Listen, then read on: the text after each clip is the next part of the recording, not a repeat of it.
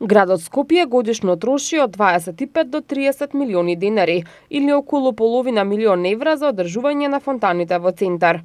Со цел да се заштедат буџетските пари, град Скопје денеска пред советниците го достави предлогот одржувањето на фонтаните да го преземе јавното претпријатие Водовод и канализација, а средствата од градската каса да бидат пренаменети за капитални проекти. Одржувањето на фонтаните од 2013 година го вршеше градот Скопје, за чија цел се склучени неколку договори со ДГ Бетон, за што од градскиот буџет се одвојуваа од 25 до 30 милиони денари годишно.